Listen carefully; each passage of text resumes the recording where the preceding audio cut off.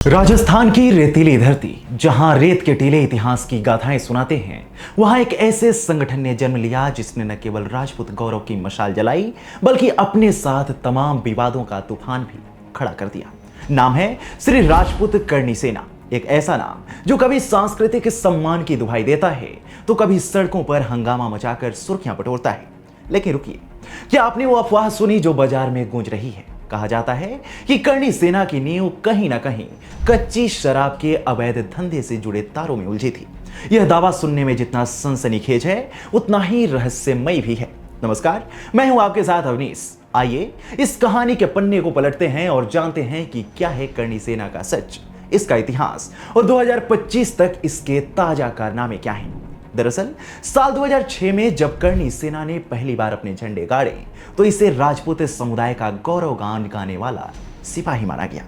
अजीत सिंह मंडेरा ने इसकी बुनियाद रखी, लेकिन लोकेंद्र सिंह कालवी ने इसे वो रंग दिया जिसने इसे घर घर तक पहुंचा दिया। संगठन का दावा था कि राजपूतों की सांस्कृतिक विरासत को बचाना, उनके सम्मान की रक्षा करना और इतिहास के पन्नों में उनकी शान को फिर से जिंदा करना। लेकिन जैसे ही करणी सेना ने कदम बढ़ाए, कुछ और कहानियां भी हवा में तैरने लगी। कहते हैं कि राजस्थान के कुछ गांवों में जहां कच्ची शराब का धंधा धड़ल्ले से चलता था, वहां जाट और राजपूत समुदायों के बीच तनातनी कोई नई बात नहीं थी। क्या करणी सेना इस धंधे के इर्द गिर्द पनपे किसी पुराने विवाद की उपज थी, या ये बस एक ऐसी अफवाह है जो संगठन की चमक को धुंधलाने के लिए चलाई गई? चलिए इस गुत्थी को और करीब से देखते हैं। राजस्थान में कच्ची शराब, जिसे स्थानीय लोग प्यार से देसी ठर्रा कहते हैं, वहां के ग्रामीण इलाकों की गलियों में एक छुपा हुआ राज है। सस्ती, आसानी से मिलने वाली और कई बार जानलेवा ये देसी दारू न सिर्फ पैसे का खेल है, बल्कि कई बार सामाजिक ताकत का भी प्रतीक बन जाती है। कुछ लोग दबी जुबान में कहते हैं कि 2000 के दशक में जब करणी सेना ने जन्म लिया, तब राजस्थान के कुछ हिस्सों में शराब के इस धंधे पर कब्जे को लेकर जाट राजपूत टकराव चरम पर था। ऐसे में सवाल उठता है कि क्या करणी सेना इस जंग में राजपूतों का ढाल बनकर उभरी थी? सोशल मीडिया पर भी ऐसी अफवाहें उफान पर हैं। लेकिन रुकिए, जरा ठंडे दिमाग से सोचिए। करणी सेना को लेकर किए जा रहे इस दावे के पीछे कोई पक्का सबूत नहीं मिलता। करणी सेना के नेताओं ने ऐसी हर बात को सिरे से खारिज किया है। वो कहते हैं ये सब हमारी छवि को बदनाम करने की साजिश है। इतिहासकार और समाजशास्त्री भी मानते हैं कि ये कहानी शायद छोटे मोटे स्थानीय झगड़ों को बढ़ा चढ़ाकर पेश करने का नतीजा हो। असल में करणी सेना का जन्म राजपूतों को एकजुट करने और उनकी आवाज को बुलंद करने के लिए हुआ था। शराब का धंधा इसका मकसद था ही नहीं। फिर भी सोशल मीडिया पर चल रहे इन अफवाहों ने संगठन को एक रहस्यमयी रंग जरूर दे दिया है। करणी सेना ने अपने गठन से लेकर अब तक कई ऐसे काम किए जिन्होंने इसे सुर्खियों का सितारा बना दिया। कभी ये सड़कों पर तलवारें लहराते दिखे, तो कभी सभागारों में इतिहास की बातें छेड़ते दिखे। आइए इनके कुछ मशहूर कारनामों पर नजर डालते हैं। पहला है साल 2018 में हुआ पद्मावत पर पंगा। संजय लीला भंसाली की फिल्म पद्मावत ने करणी सेना को रातों रात देश भर में मशहूर कर दिया।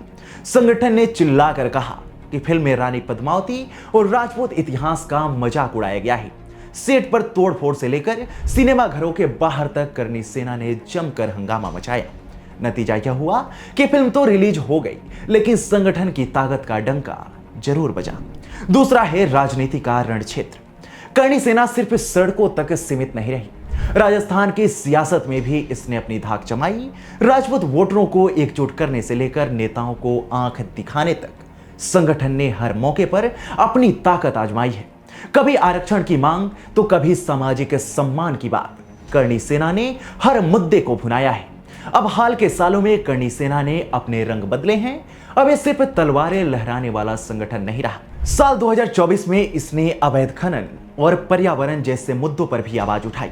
स्कूलों में बच्चों को इतिहास पढ़ाने से लेकर गांव में नशा मुक्ति अभियान तक संगठन अब समाज सेवा का झंडा भी बुलंद कर रहा है। 2025 में करणी सेना ने कई सामाजिक और सांस्कृतिक कार्यक्रम आयोजित किए हैं, जिनमें राजपूत इतिहास पर सेमिनार और युवाओं के लिए जागरूकता अभियान शामिल है। संगठन ने डिजिटल प्लेटफॉर्म्स का भी उपयोग शुरू किया है ताकि अपनी बात को अधिक लोगों तक पहुंचा सके। हालांकि कच्ची शराब जैसे मुद्दों से इसका कोई प्रत्यक्ष संबंध नहीं दिखता। इसके विपरीत करणी सेना ने अवैध गतिविधियों के खिलाफ अपनी आवाज बुलंद की है और ग्रामीण क्षेत्रों में नशे की लत को कम करने के लिए जागरूकता अभियान चलाए हैं। सामाजिक धारणा के मामले में करणी सेना को लेकर लोगों के विचार विभाजित हैं। कुछ लोग इसे राजपूत गौरव का प्रतीक मानते हैं, जबकि अन्य लोग इसे क्षेत्रीय और समुदाय आधारित राजनीति का हिस्सा मानते हैं। कच्ची शराब के वर्चस्व जैसे दावों ने इस धारणा को और जटिल बनाया है, लेकिन ये दावे ज्यादातर अनौपचारिक और असमर्थित हैं। क्या करणी सेना का गठन कच्ची शराब के वर्चस्व के लिए हुआ था? इस सवाल का स्पष्ट जवाब है संभवतः नहीं। उपलब्ध जानकारी और संगठन के इतिहास के आधार पर करणी सेना का उदय राजपूत समुदाय की एकजुटता और सांस्कृतिक गौरव को बढ़ावा देने के लिए हुआ था, न कि किसी अवैध कारोबार से जुड़े विवाद के लिए। हालांकि स्थानीय स्तर पर समुदायों के बीच छोटे मोटे तनावों को पूरी तरह से नकारा भी नहीं जा सकता। 2025 में करणी सेना अपने सामाजिक और सांस्कृतिक प्रभाव को और मजबूत करने की दिशा में काम कर रही है। हाल ही में समाजवादी पार्टी के सांसद रामजी लाल सुमन के राणा सांगा पर दिए गए बयान के बाद पूरे देश में बवाल देखने को मिला। करणी सेना की ओर से अभी भी जमकर प्रदर्शन किए जा रहे हैं। इस संगठन भले ही विवादों का पर्याय रहा हो, लेकिन इसकी ताकत को नजरअंदाज नहीं किया जा सकता। कच्ची शराब की कहानी अब बस एक चटपटा किस्सा है जिसे सुनकर लोग मुस्कुराते हैं और आगे बढ़ जाते हैं। असल कहानी तो करणी सेना की वो जिद है जो इसे हर बार नए रंग में लाती है। करणी सेना पर आपकी क्या राय है? हमें कमेंट सेक्शन में जरूर बताएं।